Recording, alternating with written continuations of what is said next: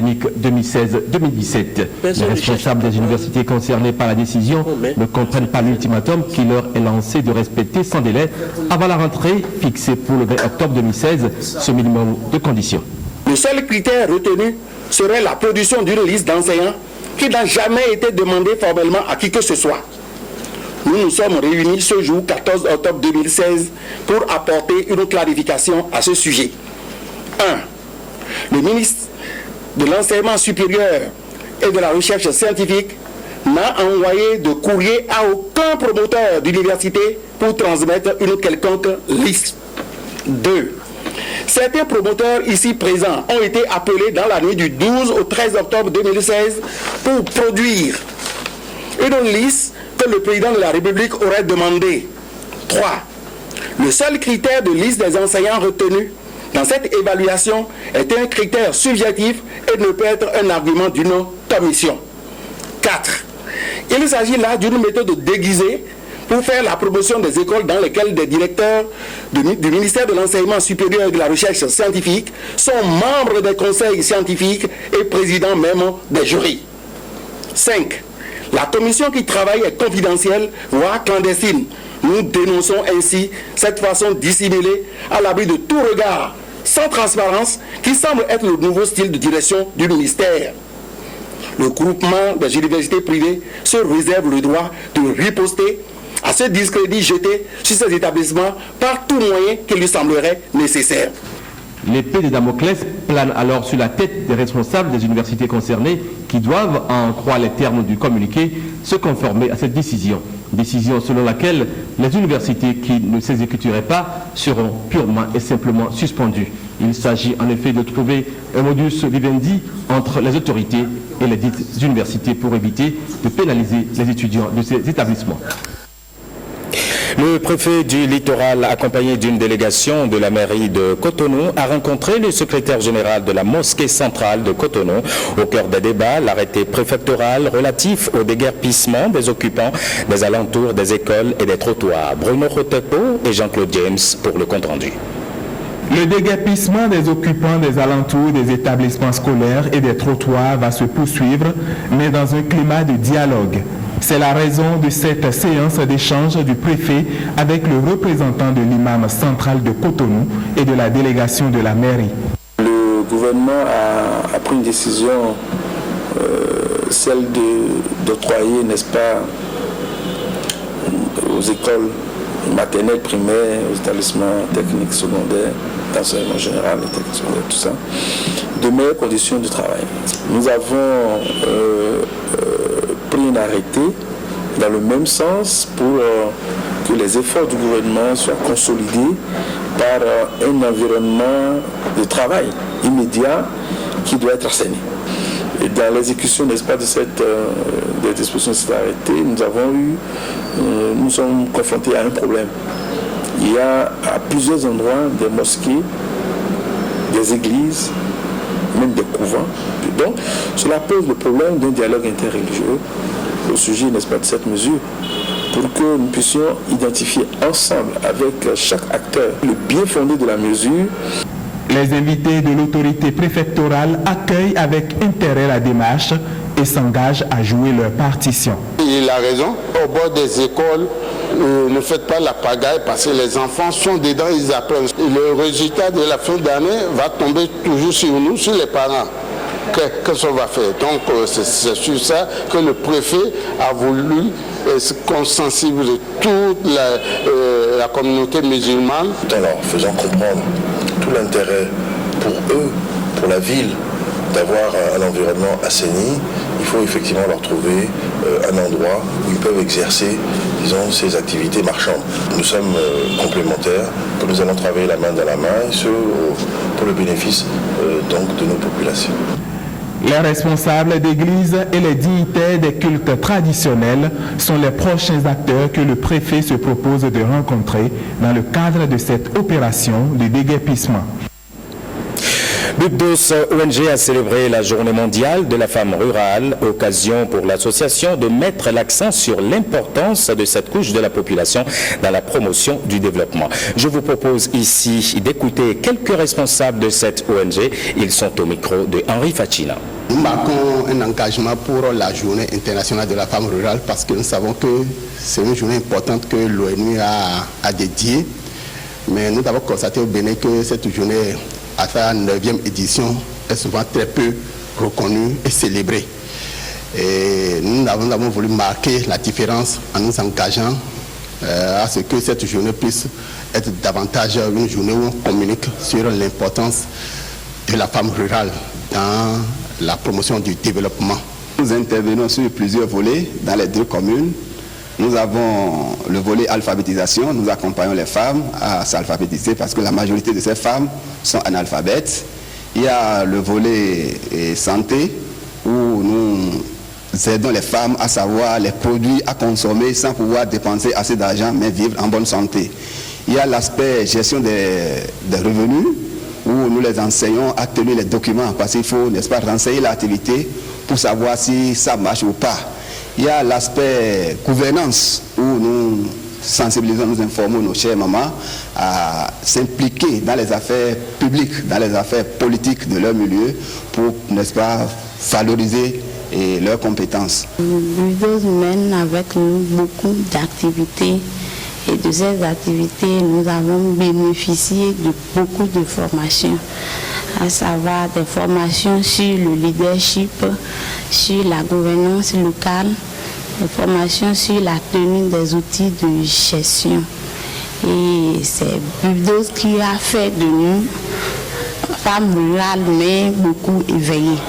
Aujourd'hui, nous sommes environ 1500 femmes dans le réseau. Il y a bien sûr des difficultés parce que femmes que nous sommes ne sommes pas associées à la gestion locale. Donc pour cela, nous invitons les maires, les CA, les CV de nous impliquer dans leurs instances de prise de décision. Un nouveau centre de prise en charge des malades mentaux existe désormais. Il est situé à Tokan, dans la commune d'Abomey-Calavi. C'est une œuvre de l'association Saint-Camille portée par le frère Grégoire Arambonon. Bernol Djobé, Jean-Claude James pour le reportage. C'est officiel, le centre Saint-Camille de Tokan ouvre ses portes au profit des malades mentaux. Il s'agit du 4e centre qui voit le jour sous la responsabilité de Grégoire Arambonon de l'association Saint-Camille après ceux d'Avrankou, de Boïkon et de Djougou. Ici, c'est un centre de soins. Il y a le quartier des femmes qui est de ce côté. L'autre côté, c'est le quartier des hommes, qui peut prendre à peu près 100 personnes par quartier. Avant, chacun va déposer la nourriture dans les poubelles pour qu'ils aillent ramasser. Dieu, aujourd'hui, nous a démontré qu'avec un peu de courage, un peu d'amour, on peut donner la dignité à toutes ces personnes. Ça devient notre histoire à tous. Que chacun se dise, en dépassant un malade, qui se dit, c'est mon image qui est abandonnée. J'étais malade, on m'a amené au centre. Et maintenant, je suis guérie. Tour à tour, les partenaires qui ont contribué à la réalisation reconnaissent la pertinence du projet à la suite du représentant du ministre de la Santé qui rassure de l'accompagnement du ministère. Depuis fort longtemps, l'association Saint-Camille a accompagné le ministère de la Santé pour pallier à cette faiblesse de prise en charge. La dernière fois, le ministre m'a affecté une correspondance et qui disait « Saint-Camille, vous nous aidez à prendre en charge l'électricité et l'eau dans nos 3 centres de santé mentale. Cette fois-ci, nous sollicitons votre appui pour que Tokan aussi soit pris en compte. Nous allons étudier avec la plus grande attention cette requête. » Avec la parole de Dieu, l'âme sera traitée au même titre que le corps. Une chapelle est donc prévue à cet effet et cette première pierre annonce le démarrage des travaux. Le souhait et que l'œuvre que nous inaugurons aujourd'hui soit l'occasion de réveiller notre foi et de susciter aussi notre générosité envers les plus pauvres qui nous entourent. Cette maison de Saint-Camille démarre ses activités 5 jours après la célébration de la Journée mondiale de la santé mentale et va certainement soulager le centre psychiatrique de Djako qui est débordé dans la prise en charge des malades mentaux. De Tokan, rendons-nous à Sokan, c'est toujours dans la commune d'Abomey-Calavi. La Jamaat islamique Ahmadiyya œuvre pour le bien-être des populations. C'est à travers un projet de réhabilitation de 75 forages. D'Estonia Bigot, Patrick Benou et Blaise Adanko, reportage. Bonne nouvelle pour Sokan et d'autres villages de la commune d'Abomey-Calavi. Ils bénéficient de la réhabilitation de 115 forages. Dénommé L'eau pour la vie, ce projet est estimé à plus de 12 millions de francs CFA. Il va permettre l'accès de tous à l'eau potable. L'eau est source de vie et facteur de développement. La réhabilitation de ces 115 forages participera à ne point en douter à l'accès à une eau potable disponible en qualité suffisante. J'espère conditions sous-jacentes de la réalisation de la plupart des objectifs du développement durable. La Jamaat islamique Ahmadiyya a étudié qu'il y a centaines de forages qui s'étaient construits par les ONG, par les fonds mondiaux, mais sont abandonnés. Ce n'est rien. Donc voilà notre politique de réhabiliter ces forages qui sont construits. Nos concitoyens les regardent, mais ils n'arrivent pas à les bénéficier. Ils n'arrivent pas à étancher leur soif. Voilà qui nous a motivés de commencer par réhabiliter les forages. Le maire de la commune d'Abomey-Calavi et d'autres bénéficiaires se réjouissent de l'initiative. Une joie pour moi d'être ici et de vivre moi-même la remise de ce joyau qui constitue un début de 75 pompes, adductions d'eau qui seront réhabilitées et réalisées par nos amis de la Jamaat islamique internationale.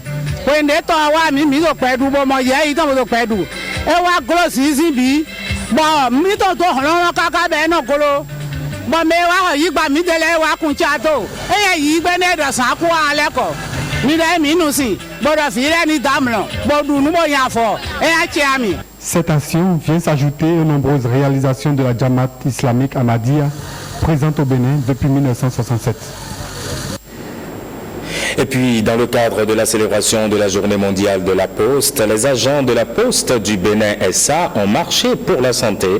Blaise Adanko et Edmond Ongbo les ont suivis dans leur marche. Regardez. Ces agents de la Poste du Bénin effectuent une marche de santé. De la recette principale de Gambie à la direction générale, ils se donnent à cœur joie à l'exercice. C'est leur manière à eux de clôturer la célébration de la Journée mondiale de la Poste. Marche organisée dans le cadre des activités programmées pour la commémoration de la Journée mondiale de la Poste. Cette marche est un signe que la Poste concourt par ses multiples actions au développement de l'homme. Et le développement de l'homme passe par les biens matériels, l'instruction et par les dispositions pour que l'homme soit en bonne santé. Un arrêt pour effectuer des exercices sportifs. Nous avons commencé cette marche depuis 3 ans, c'est la 3e édition. Et cela démontre que, comme on le dit, la Poste est partout et la Poste fait tout. Qu'est-ce que cela veut dire? C'est tous les jours que les postiers sont au rendez-vous de la marche. Le fait de se mettre d'abord au service de la clientèle, à nos guichets, à nos points de contact, c'est l'autre façon de se mettre en marche. Après la célébration de la Journée mondiale de la Poste, place à la reprise des activités à la Poste du Bénin. Le groupe Lobby 229 se décentralise dans tout le septentrion. Ses responsables ont procédé à l'installation de la coordination communale de Kalalé. C'était ce week-end à la maison des jeunes de Dunkasa. Reportage Simon Villon, Vitis Arouet. Le Lobby 229 reste fidèle à son slogan, s'implanter progressivement dans le pays. Un seul credo, le développement à la base. Nous sommes venus vous soutenir. Nous sommes venus en groupe élargi et ce groupe, on l'appelle Lobby 229. Aujourd'hui, vous êtes en train, mes frères, d'amener vos bagages au niveau du genou. Et écrivez que de ce jour et de ce lieu, il y a cette équipe-là qui se joindra à vous de manière à ce que le président Patrice Talon puisse nous écouter. La coordination communale de Lobby 229 à Kalalé se dit prête à relever les défis liés au développement de cette commune. Je prends l'engagement et solennellement de vous dire que nous sommes prêts pour accompagner la question du développement de la commune de Kalalé. Et dans cet engagement, nous parions encore de dire ceci. Nous ne sommes pas de ceux-là qui voudront de l'hypocrisie. Pour le représentant du chef d'arrondissement de Dunkasa, ce démembrement de Lobby 229 constitue une nouvelle arme pour le développement de Kalalé. À l'heure de la rupture et du nouveau départ, nous, population de l'arrondissement de Dunkasa, avons pris l'engagement de compter d'abord sur notre propre force. Je suis complètement heureux, je vous remercie et je souhaite que tout se passe bien entre vous et nous. Mission essentielle de ce bureau de 11 membres, étendre le lobby dans le reste de la commune. L'association interprofessionnelle du coton poursuit ses rencontres avec les producteurs. Satisfaction dans les champs de coton à Zobodomé et à Boïcon. Belle occasion pour écouter les producteurs sur leur appréciation du retour de l'AIC aux affaires dans le coton. Françoise Issou et Mérida Pensoton. Les nombreux comptes rendus reçus dans les bureaux correspondent-ils vraiment aux réalités sur le terrain? C'est pour avoir réponse à cette préoccupation que l'AIC, Association interprofessionnelle du coton, descend dans les champs. À Zobodomé, c'est un champ dans le village de Kotokpa qui a été visité. Le producteur qui aura le rendement le plus faible, c'est 1 tonne à l'hectare. Il y a des producteurs qui peuvent talonner même 2 tonnes, 200, 2 tonnes, 500. Après ces précisions, une rencontre a réuni à Boïcon les cotonculteurs des départements du Zou, de l'Ouémé Plateau et du Monokoufou. Ceci toujours autour de la délégation de l'AIC. Et pour ces producteurs, la relance de l'AIC a eu des retombées positives sur la campagne de cette année. Tout ceci se traduit par, d'abord, on apprécie la sensibilisation faite dans les communes qui a motivé les producteurs, ils sont venus nombreux produire le coton. La mise en place à bonne date et en quantité suffisante des intrants nécessaires dont on a besoin. Aussi faut-il signaler que les différents intrants mis en place sont de bonne qualité. Aujourd'hui, c'est dans l'engagement, dans la confiance, dans la discipline, dans le silence que le coton donc a été produit et nous avons noté partout que les records ont été battus. Et nous constatons qu'au niveau national, on est allé à 418 000 hectares mesurés. 418 000 hectares, c'est bien, c'est beaucoup, mais ce n'est pas encore assez. Je voudrais pouvoir compter sur vous, sur votre détermination, sur la foi que vous avez en ce nouveau départ. Vous ne vivrez plus les mauvais jours de paiement des fonds coton. Nous allons tout mettre en œuvre et je veillerai à ça pour que le coton vendu soit payé à temps. En attendant la campagne de commercialisation, l'AIC pense déjà à la campagne cotonnière de l'année prochaine. Et entre autres défis majeurs à relever, c'est la mécanisation. Des tracteurs seront fournis aux producteurs à prix subventionné pour de meilleurs résultats dans les champs de coton. Bouclons ce journal par cette page noire. Feu Bertrand à Loyon, cadreur à l'ORTB, rappelé à Dieu le jeudi 6 octobre 2016, repose dans sa dernière demeure à Logozoré, dans la commune de Savalou. L'inhumation a eu lieu ce samedi en présence de parents, amis et collègues attristés qui l'ont accompagné pour ce dernier voyage. Avec Mathieu Sokanou et Patrick Djossou, revenons juste sur le résumé de ces obsèques faites selon les rites du christianisme céleste. Des nuages noirs violent la lune matinale de ce 15 octobre 2016 et annoncent qu'une âme a été fauchée dans la fleur de l'âge. Les t-shirts noirs, badge de l'ORTB au cou, énoncent l'attente de funérailles d'anges, comme indiqué par le nom de cette morgue.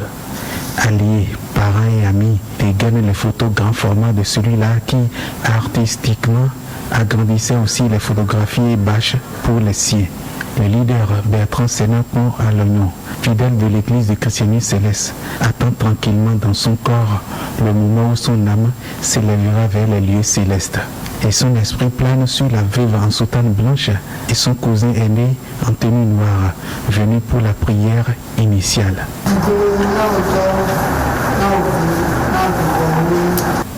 4h41, 27 degrés Celsius. Les nuages dévoilent la lune et le cortège funèbre peut embarquer vers Logozoré. Le jour s'est levé, la procession aussi, pour s'ébranler sur le macadam vers la gare routière de Logozoré et pour entrer dans la concession des Alognon, fanfare à l'appui. Nesco présent, solennité de mise, de l'adoration à la prédication. Dieu n'a pas donné la même durée de vie à tout être humain. Allocution et témoignage. Il est celui-là qui est allé faire le tout premier reportage sur Tosso pendant qu'il construisait le Panthéon. Lamartine traduit mieux notre état d'esprit en ce moment-ci quand il dit « Un seul être nous manque et tout est dépeuplé ». Notre collègue à nous tous avait en effet la solidarité du chêne et la souplesse du roseau, car il était unique et personne ne pouvait l'imiter de son vivant. La conséquence directe est qu'il parvint à s'imposer collaborateur immédiat en qualité d'attaché de presse de deux précédents ministres en charge de la famille et de l'eau de notre pays. Bertrand veut avancer et avancer vite. Et dans cette lancée, il veut que les autres aussi avancent. Nous nous en voudrions au niveau de la famille, sans remercier du fond de notre cœur l'Office de radiodiffusion et télévision du Bénin et tous ses dirigeants. Dans ce train qui t'emporte, il y a tout un wagon de pensées, de prières et de fleurs que nous t'offrons. Procession vers le cimetière pour la mise au tombeau après l'absoute. Bertrand Sénat-Pont à l'Oignon repose désormais à Logozoré, laissant sur terre une veuve et un orphelin. À ses frères et confrères, sœurs et consoeurs, le soin de prendre en charge le petit cédé gloire pour rendre gloire à cet avenir cédé ou à cet enfant d'un artiste de l'image. Nous disons adieu Bertrand et dors simplement en paix. C'est la fin de cette édition. Merci de l'avoir suivi. N'oubliez pas, l'info continue sur le www.ortb.bj.